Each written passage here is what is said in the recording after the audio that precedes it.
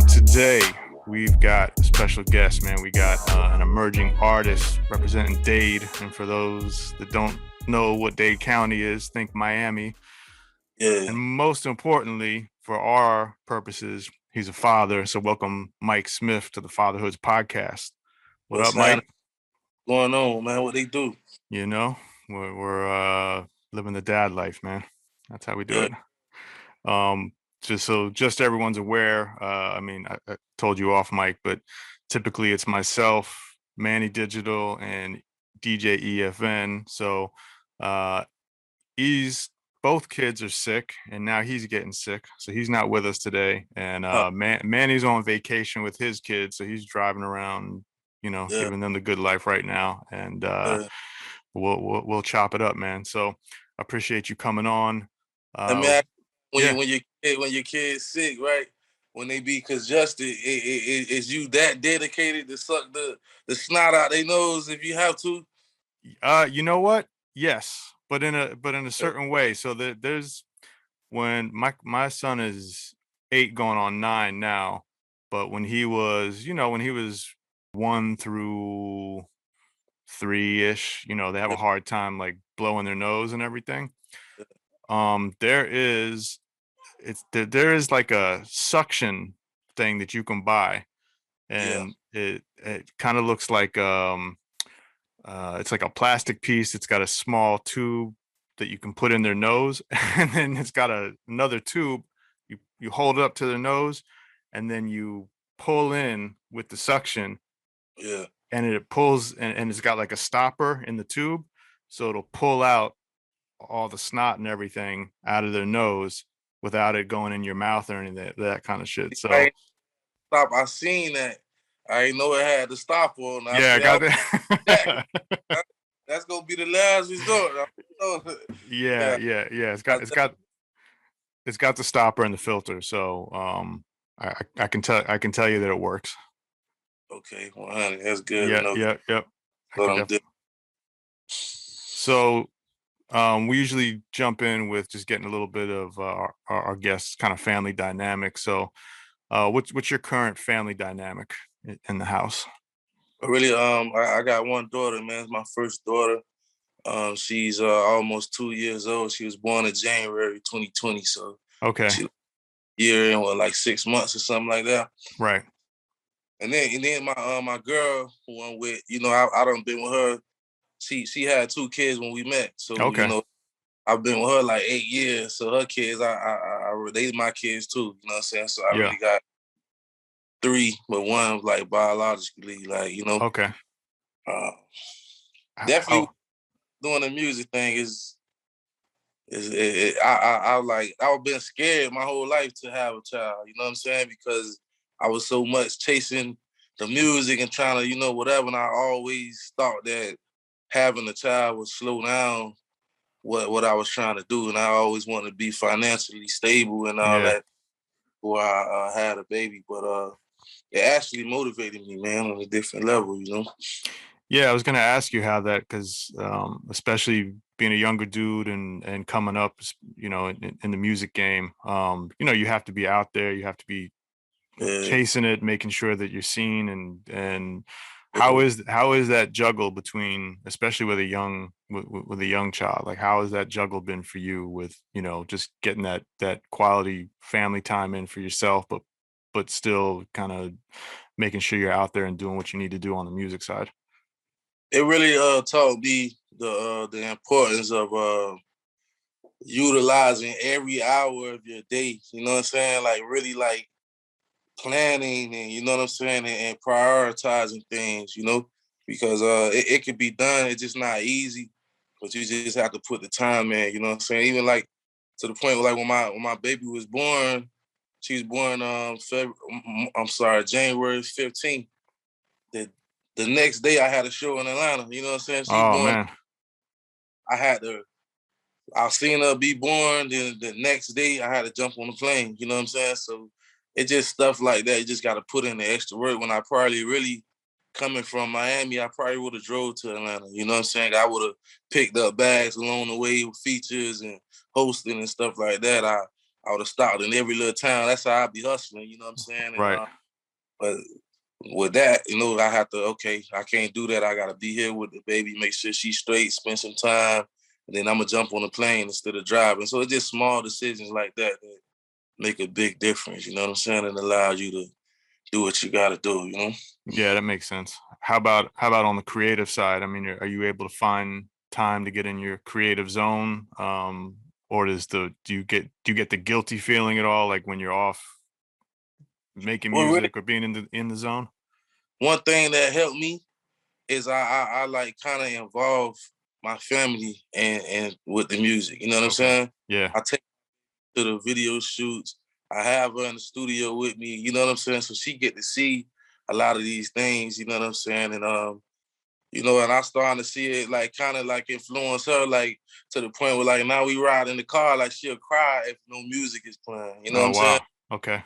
That. So it's like it really like influenced her, and I wanted to influence her, not necessarily to do music, but just to see how hard I work. You know what I'm saying? And just I want her to be influenced by my work ethic, and you know, and that allowed me to work and spend time with my family. You know what I'm saying? I bring my girl to the studio. I invite her to shows and different places like that, and just you know venues that you know safe for them to come.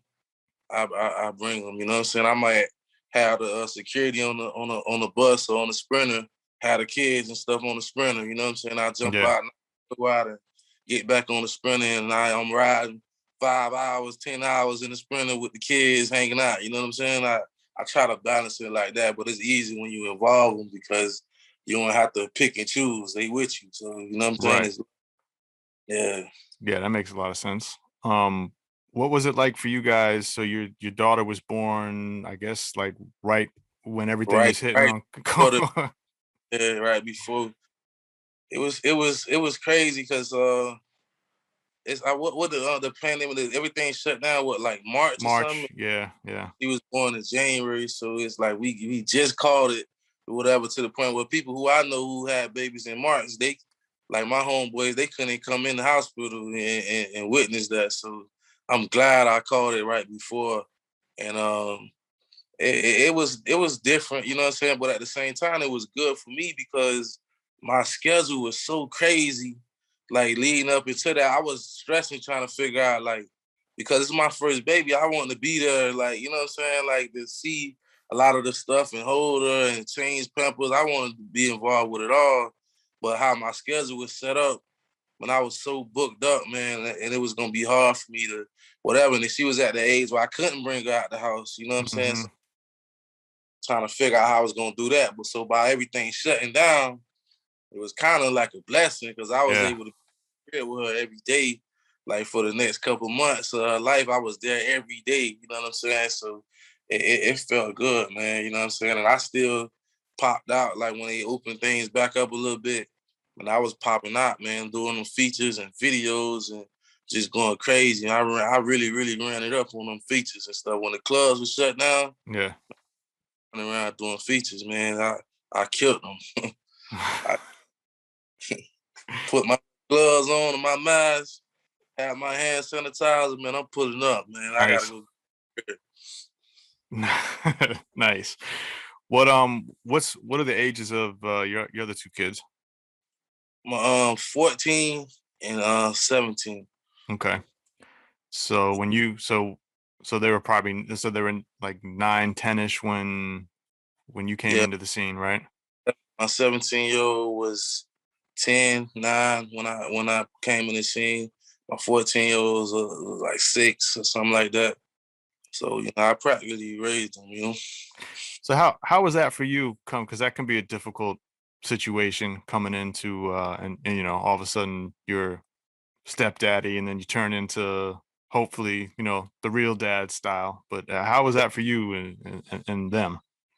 It definitely for me was a definitely like a big change, you know what I'm saying? Because I went from the bachelor lifestyle, you know what I'm saying? Yeah, You know, I'm on the beach, just doing my little, you know, single thing and moving around to, you know, overnight. I'm a dad. I got a family now, and I got responsibilities that I didn't have, and I have to, you know, make sure somebody eats and, you know, what you got on and clean your room. And, you know what I'm saying? It definitely was a process of me understanding like the responsibility and learning how to communicate and mold like a young man and a young woman, you know what I'm saying? It's definitely something I had to learn. I'm still learning every day, but I think I'm doing a pretty good job, man. You know what I'm saying? They love me and I've been there for them, you know, all the track stuff and the basketball stuff. And, you know, I'm really involved with everything. So, and even with my girl, you know, she's 17 now. So it's like a lot of stuff that I'm gonna have to go through with my daughter. You know, Mm-hmm. I'm kind of already, she prepped me for all that, you know what I'm saying? The boys and Yeah. the sneaking and texting and, you know, and all the stuff, the puberty and all that stuff, man, the period stuff, you know, I went through it with her, so I'm kind of ready for it, you know what I'm saying, with my little baby, you know. And how has it been? Are you and your lady, do you censor, like, let's talk about music for a second. I mean, you know, nowadays it's I mean, it's always been, but you know, are you censoring when they were coming up what they were listening to and how explicit stuff was, or having to sit down and explain to them like, hey, this is what this song is about and this is what this means? How in depth have you had to go on that lane? Not really the music, you know what I'm saying, because it's hard nowadays to censor stuff because they got so much technology Yeah. and around so much stuff, you know what I'm saying? Then they got other, like, you know, their grandparents, their aunties, their cousins, and, you know, even if you not letting them listen to it or watch certain stuff on the internet, they still go to school and go to other people's house and they still seeing it and they hearing it and they are, you know what I'm saying? Just how we was when we was coming up. So it's hard to really like censor it, but I try to like try to find ways to figure out what they into. You know what I'm saying? Even Mm, to we ride in the car, I let them play what they want to play. Like I get them the aux cord, or I let them hook up their stuff to the Bluetooth and stuff. Or like I just try to like be in tune with what's going on and just me being into the music stuff and being young, you know, it allows me not to be lame to what's right. going on. You know what I'm saying? I'm out here, especially like my little girl, man. She's Kodak Black fanatic, so for her to see me have records with Kodak Black and be cool with some of these people that she fans of, like even the Ice Billion Birds and the Ball Grease, all these my friends. You know what I'm saying? So it's like I'm the cool dad. You know what I'm saying? Right. So and so when I get in the car and turn on NBA YoungBoy, they looking like, oh, you know what I'm saying? So, Right. big. So it's kind of easier to relate and for them to kind of open up and talk to me about certain things more me than their mom actually, because they know I'm out here. You know what I'm saying? Yeah. So yeah, it gave me a little advantage. You know? Yeah, that works. That works for you. Yeah. Um, tell me a little bit about your upbringing with your parents, and because I mean, to me, just this initial conversation, you know, I get the sense that that being a dad is definitely something serious for you, Yeah. and you not something you take lightly. And was this some like being being a parent, being a dad? Is this something that you always kind of strive to be? And what was your upbringing and your relationship with your folks like? Yeah, I definitely feel like my upbringing has a lot to do with, you know, how I think and how serious I take being a father because my father wasn't around, you know what I'm saying? And he was in prison like when I was growing up. So it was just my mom, you know what I'm saying? My mom was a single mother of three Yep. boys. I'm the middle child. So, you know, all we had was us, you know what I'm saying? And it's just a lot of things that we had to go through. I kind of like grew a lot of resentment towards my dad, you know what I'm saying? Because I felt like if my mom had help, you know, a lot of things we wouldn't have to go without likes or food or, you know, certain like, you know, obstacles that we had to experience. It would have been different with two parents in the household, you know what I'm saying? Two incomes. Even my mom, she working two jobs, trying to go to school. She don't have a car. She walking to the bus stop. She come home, feet all swole up, and it's like, man, I just felt like we wouldn't have had to go through that if he was around. You know what I'm saying? So I kind of resented him for it, and you know, a lot of people used to kind of like look at me crazy for resenting him because it's like, man, he in prison, so it ain't like he don't want to be there. But I looked at it like, man, he went to prison, you know, while I was born. You know what I'm saying? So it's like, what you didn't love me enough to stay out the streets and do the right thing. You know what I'm saying? Yeah. Like when you love your kids, you make sacrifices and you change, and you know what I'm saying. You can apologize, but the best apology is change behavior. So you gotta love your kids and your family enough to want to change your life and do what's right. You know what I'm saying? And I always felt like he loved the streets more than he loved us. You know what I'm saying? So I always felt like, you know, when I ever have a child, man, I'm there every step of the way. Like, and I want to be everything to them that I wish I had. You know what I'm saying? So Yeah.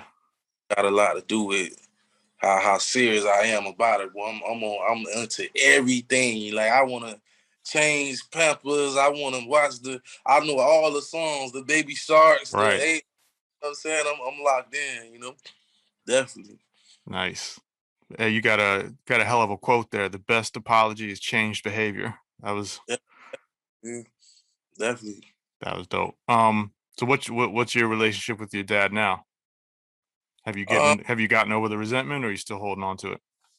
I mean, unfortunately, I still like got a little resentment towards him. You know what I'm saying? Because you know, even when he got out of prison, it's you know what I'm saying. The effort wasn't really there, like to really like reconnect and really Yeah. build. You know what I'm saying? And even when we talk, you know, my biggest issue is not addressing the elephant in the room. You know what I'm saying? You can't just be gone and not present all these years, and then when we talk, you talk as if we talked yesterday. You know what I'm saying? It's like Right.